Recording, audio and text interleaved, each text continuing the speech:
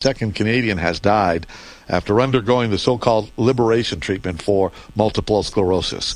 56-year-old MARALYN CLARKE of Calgary traveled to a clinic in Orange County, California, April 13th to undergo the medical procedure.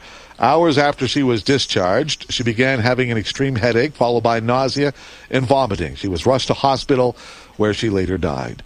Is this a setback to those urging the federal and provincial governments to allow the procedure to take place in hospitals on Canadian soil? Nova Scotian Chris ALKENBRACK was one of the first to go overseas for the procedure.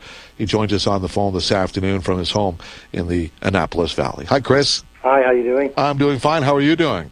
Excellent. Good. Well, obviously the death is, it's got to be a bit of a setback anyway to this whole effort of yours and others convincing the federal and provincial governments to allow this procedure to take place. Well, I can say on behalf of the MS CCSVI community, I mean, we really regret this woman's death and give our heartfelt condolences to the family. However, is it a setback? Not really.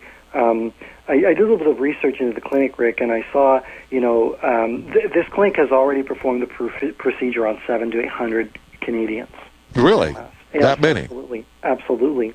Just this one clinic. I find it interesting that they have 60 years of experience in treating venous disorders. Okay, they have a whole team of vascular surgeons and interventional radiologists and whatnot. Okay, they do thousands of surgeries every year. They have one death from an MS patient, and the whole world goes crazy. Like I said, it's a really touchy subject because I don't want to show any disrespect to the family. However, one or two deaths from the procedure out of 15,000 worldwide, we estimate now, is pretty insignificant statistically. But it's still a death, and it's a very still controversial treatment, and that's why people are paying closer attention to this than they would perhaps to other medical procedures. Yes, I think so. I just wanted to report, too, we've heard media reports of a doctor named Bill Code from Duncan, British Columbia, who went for the procedure. This is actually the same clinic that he went to, and he states that the risks of endovascular procedure for an MS patient are minimal. We've already got... what I find interesting is there's going to be a conference, a symposium in New York City on the 17th of July, just coming up next week, and they will be discussing some new published reports on the safety of this procedure. And so while Canada still questions, is this procedure safe, we have other countries. This one report that was published, just a second, I have it here, in the Journal of Endovascular Therapy, which is a medical journal, a peer-reviewed medical journal, saying that there's like about a 1% risk of some major adverse effect. We have other publications as well. Dr. Mandato from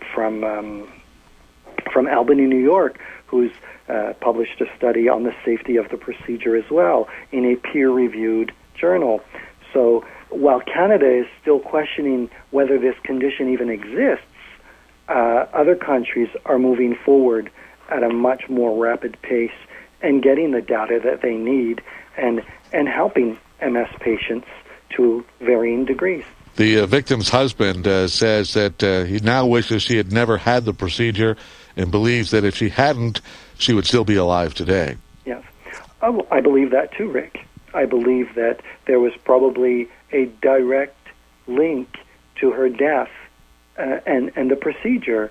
However, does that nullify all of the good that has come from thousands of people worldwide having this procedure?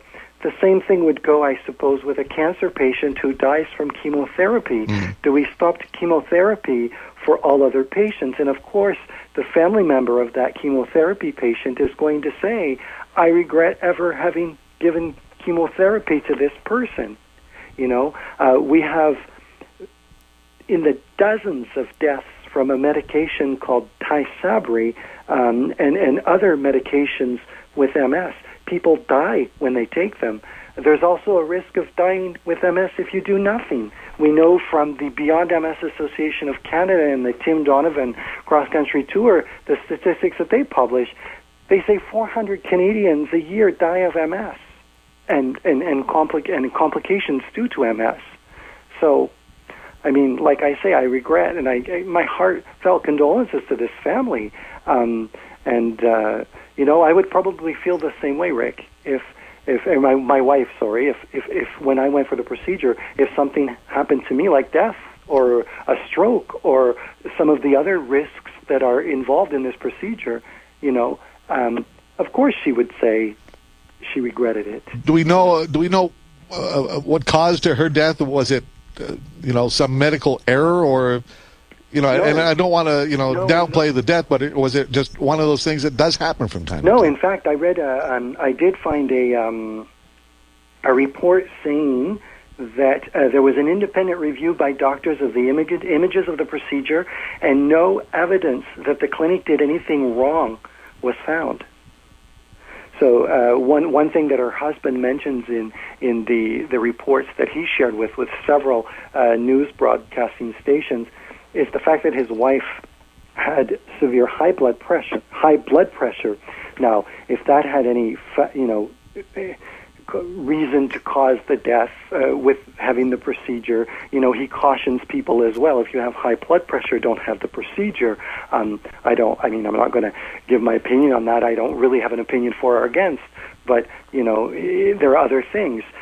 She had what's called a massive subdural hematoma, which is basically just a collection of blood on the surface of the brain, and we know that I looked in a couple of medical journals, and this can be caused, you know, by something as benign as taking an aspirin every day. I mean, I'm sure this woman's, you know, I don't want to downplay the link to the procedure either, Rick, because there was probably a direct link from the procedure to her death. Well, I'm sure we'll learn more over the course of the next few weeks, and of course the federal government recently, as you know, Chris, opened the way for some of these clinical trials to take place to determine once and for all, and hopefully open the way or clear the path for this procedure to be done here in Canada at Canadian hospitals. Absolutely. And now all we need to do is find the Canadian experts that can follow this properly, and we'll be playing ball.